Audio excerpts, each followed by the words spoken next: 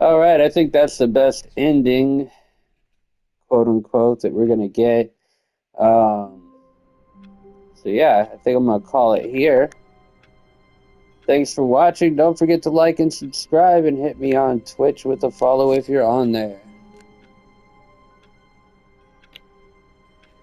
All right, you guys. I think I'm thoroughly done with the Stanley Parable. All of his co-workers were gone. What could it mean? Stanley decided to go to the meeting room. Perhaps he had simply missed a What do memo. you guys want to play? Ugh, ugh, ugh.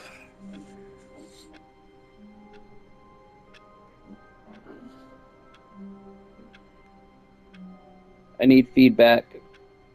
Hypno, you still here? Did you leave? You guys want to play Fortnite? You want to play finals? What you want to do?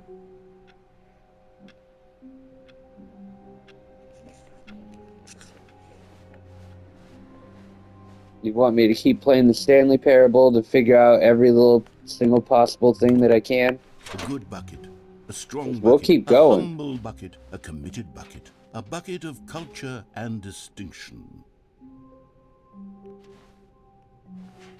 Said a lot about my bucket.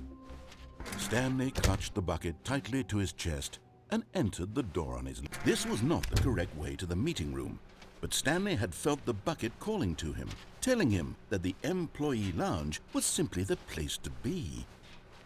And here it was. Had the bucket turned out to be correct? Never mind. The bucket was wrong. Stanley took the door on his left to go back to the meeting room. No, Said the bucket. don't go to the meeting room. Go somewhere else. The cargo lift, yes. Go there. Go to the car. Good, Said the bucket. now ride the lift all the way to the top. There's something up there I need you to do. Stanley did not question why or how this bucket was speaking to him. It should, but Stanley feared that any path he walked might lead to the separation of himself and the bucket, his dearest friend. So he threw himself to his death, that they might die in one another's arms. How deeply touching. We haven't seen that one yet. How wonderful. Stanley was alone. Finally. This is great, he thought to himself. This is what I've wanted all along. I got what I wanted. Ah, the embrace of an old friend, a weathered companionship that stands the test of time. Stanley clutched the bucket tightly to his chest. This was not the correct way to the meeting room, but Stanley had felt the bucket calling to him, telling him that the employee lounge was simply the place to be. And here it was. Had the bucket turned out to be correct? Was this better than the... No, never mind. The bucket was wrong. Stanley took the door on his left to go back to the meeting room. No, Said the bucket. don't go to the meeting room. Go somewhere else. The cargo lift, yes. Go there. Go to the cargo lift.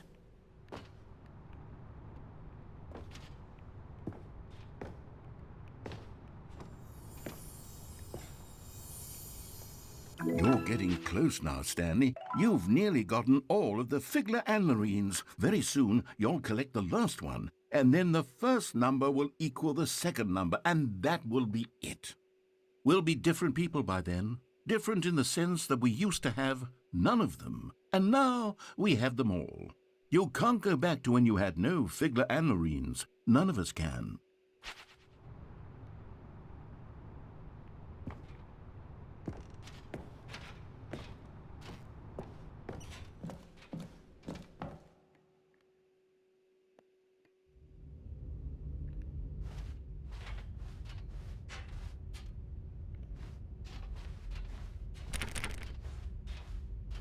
Oh, this is a new place?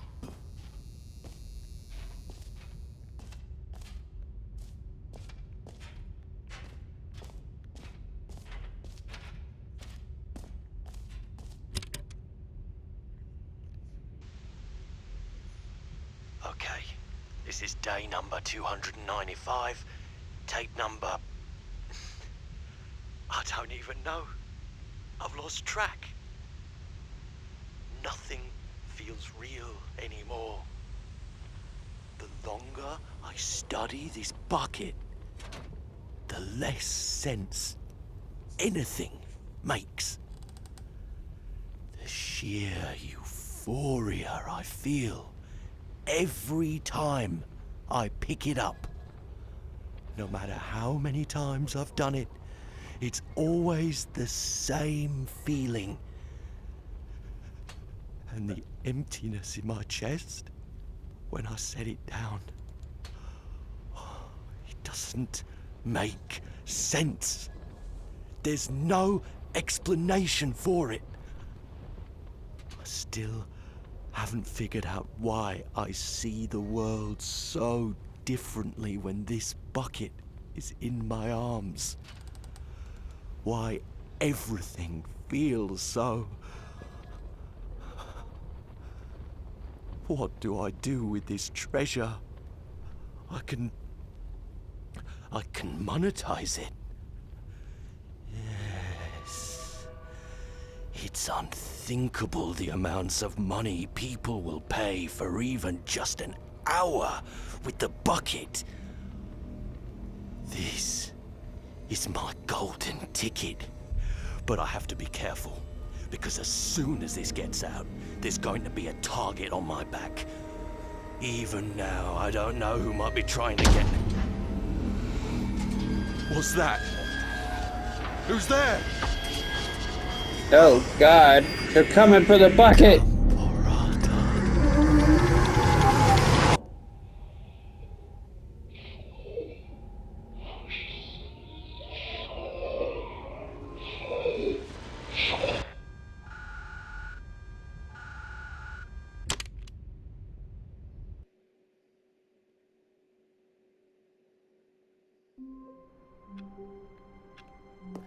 All Oh, of his this guy's... co-workers were gone. What could it mean? Stanley decided to go to the meeting room. Perhaps he had simply missed a memo. The bucket made Stanley want to be a better man, and a better... Stanley clutched the bucket tightly to his chest and entered the door on his left.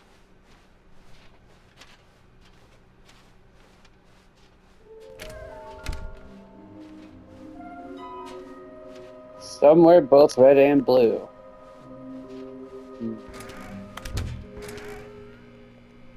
Stanley, we must move on from this broom closet, simply because I have no remaining stickers. If I did... Coming to a staircase, Stanley and the bucket walked upstairs to the boss's office.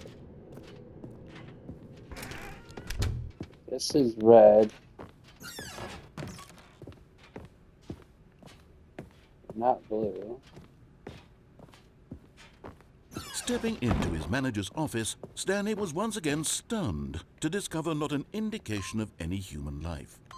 Crushed by the weight of this revelation, Stanley guessed the correct code by sheer luck. Was it that the bucket knew all along? Was the bucket guiding him? Yes, this is certainly the most logical explanation.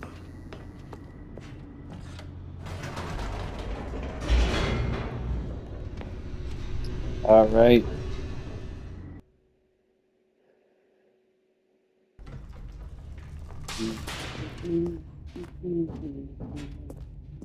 Stanley and the bucket walked straight ahead through the large door that read, Mind Control Facility.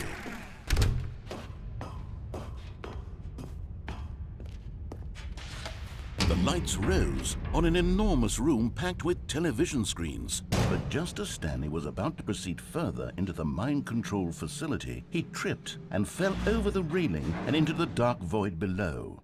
Thankfully, he fell directly onto the bucket, which safely cushioned his fall. Now, what to do next, Stanley wondered.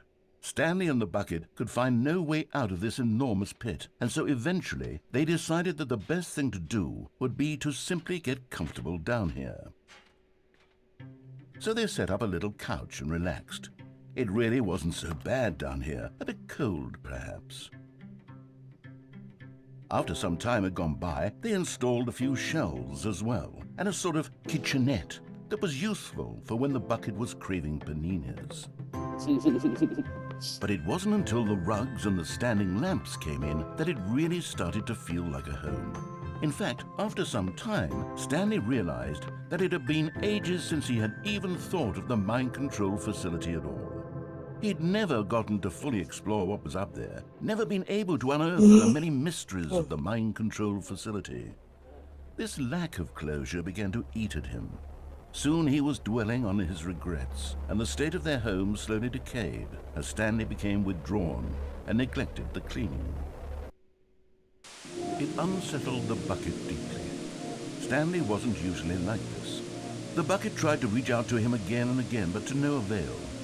All Stanley could think about, all he could talk about, was going back, doing it over again, staying on the path.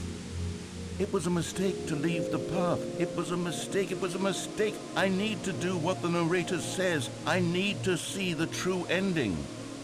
This made no sense at all to the bucket, which was simply trying to live its life down here as comfortably as possible. Yet Stanley was unconsolable. This isn't an ending. This is just a hole in the ground. The bucket sighed. True, it wasn't an ending. But it's where we happen to be. And maybe, possibly, if we accept the reality of things, maybe this will become an ending eventually. It's what the bucket was counting on. The two of them waited for a very long time.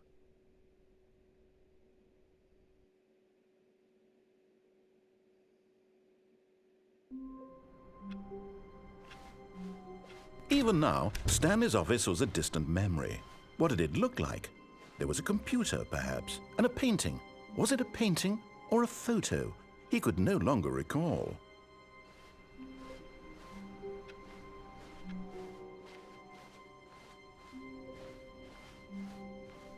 When Stanley came to a set of two open doors, this was not the correct way to the meeting room, and Stanley knew it perfectly well.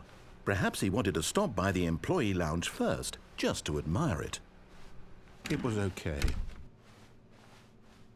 But eager to get back to business, Stanley took the first open door on his left. Stanley was so bad at following directions, it's incredible he wasn't fired years ago.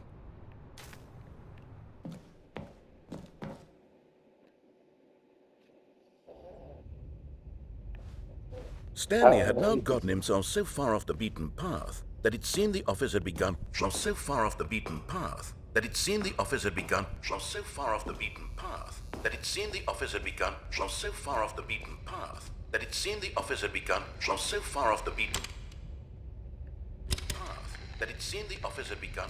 You didn't think I was actually just a recording, did you?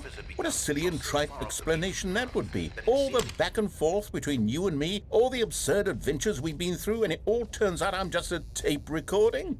It was all just in Stanley's head. I bet that's the kind of twist you think is revelatory. I bet each and every time you watch a movie where it turns out all to be in the main character's imagination, you must absolutely bolt off the couch in pure shock at the phenomenal and intricate storytelling. It must be so simple to be you. Life being an unending waterfall of surprises and delights. How much more exciting you must find the world than the rest of us do. Now I've become sad. Look what you've done to me. This is all your fault.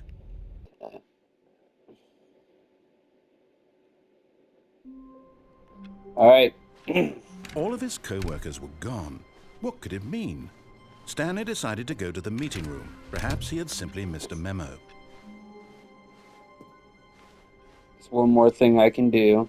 When Stanley came to a set of two open doors, this was not the correct way to the meeting room, and Stanley knew it perfectly well. Perhaps he wanted to stop by the employee lounge first, just to admire it. It was okay. But eager to get back to business, Stanley took the first open door on his left.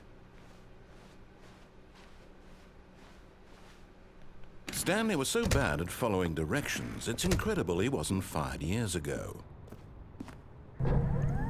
Yeah. But in his eagerness to prove that he is in control of the story and no one gets to tell him what to do, Stanley leapt from the platform and plunged to his death.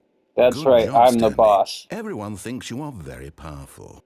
Good. Yes, I am. All right. That was the last point. I don't think we missed anything now.